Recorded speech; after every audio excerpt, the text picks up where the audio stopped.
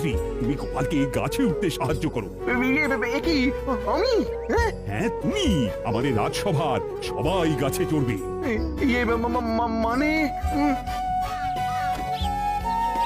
আরে মন্ত্রীমশাই, আপনি দাঁড়িয়ে দাঁড়িয়ে দেখছেন কি? আমার কোমরটা একটু চাগিয়ে ধরুন না। এই বাবুরি বাবুরি বাবুরি, ধরতি ধরতি ধরতি।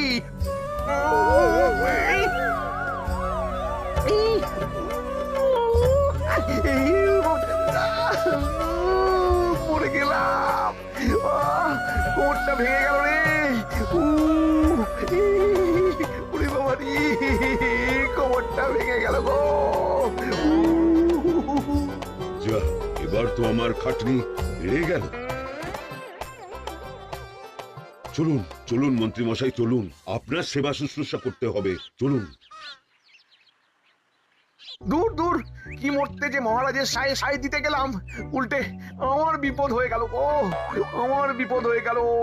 উ উ উ মহারাজ, এসব বিপজ্জনক কাজ দেখলেন তো, হিতে বিপরীত হয়ে গেল। তাহলে আমি কি করব? আমরা আর এখানে না থাকলে আমরা কোথায় থাকবো বলো তো? আমরা তো এখন শিশু। দেখুন মহারাজ, শিশুদের আসল স্থান হলো মায়ের কোলে। আপনি আপনার স্বর্গীয় মাকে কোথায় পাবেন মহারাজ? তাহলে কিছু তো একটা উপায় আছে। মায়ের কোল থেকে রেহাই পেয়ে তো সবাই পড়াশোনা করতে পাঠশালায় যায়। তাহলে কাল থেকে পাঠশালায় যাব, ওখানে গিয়ে বাচ্চাদের সাথে খুনসুটি করব।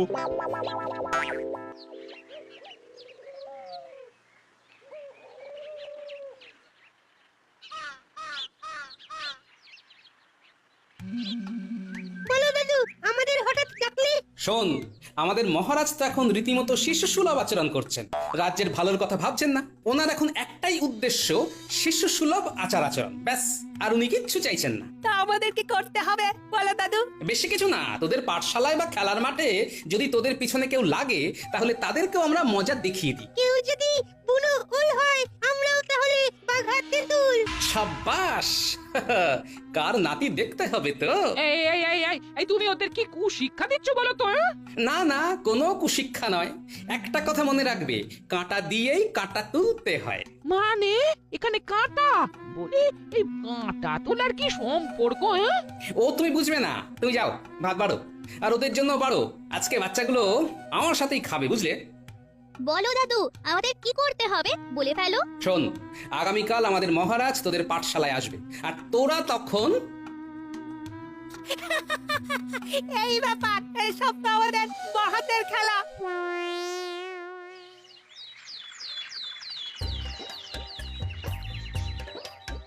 পণ্ডিত মশাই, ও পণ্ডিত মশাই, আমিও আজকে থেকে আপনার কাছে পড়বো। এই মাটি করেছে, হয়ে গেল সব পড়াশোনা, এবার লাটে উঠবে নাকি মহারাজ? আপনি কি আজকে থেকে আমাদের বন্ধু নাকি? হ্যাঁ, আমিও এখন তোদের মতো শিশু, তাই আমি তোদের বন্ধু। পাঠশালায় কোনো বন্ধু এলে আমরা তাদের নিজের হাতে মিষ্টি খাওয়াই। আমরা লোকমুখে শুনেছি আপনি আজকে থেকে আমাদের পাঠশালায় আসবেন, তাই আমরা আপনার জন্য মিষ্টি নিয়ে এসেছি।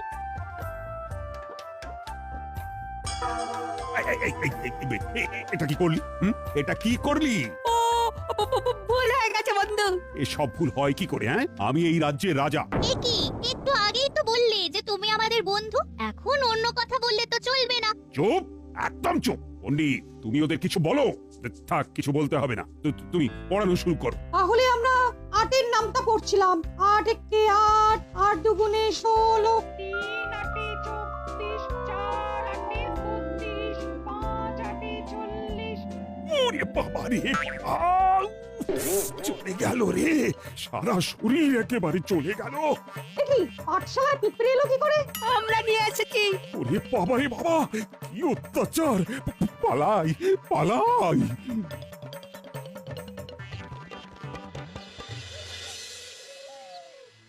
মহারাজ, আপনার সারা শরীরে পিঁপড়ে যেভাবে কামড়েছে তা সারতে বেশ কয়েকদিন সময় লাগবে। একই বন্ধু, তোমার এই অবস্থা হয়েছে, আমরা না খুবই দুঃখিত। আবার সহানুভূতি দেখানো হচ্ছে। গুলটে, বন্ধুত্বের মধ্যে ওই দুঃখিত ধন্যবাদ এইসব বলতে নেই। বন্ধু, তোমার জন্য আমরা চাক ভাঙা মধু নিয়ে এসেছি। শুধু তাই নয় মহারাজ, ওরা কি একটা পরিকল্পনা করেছে। একটা নতুন পরিকল্পনা করেছি। কি পরিকল্পনা? এই যে চাক ভাঙা মধু নিয়ে এসেছি। শুনেছি বন্ধুর সঙ্গে বন্ধুর মধুর সম্পর্ক হয়, তাই তোমাকে মধু খাওয়াবো, আর খাওয়াতে গিয়ে হাত কাঁপাবো। সারা গায়ে চারিদিকে ছড়িয়ে যাবে, আর তারপরেই পিঁপড়ের মতন মৌমাছি আসবে।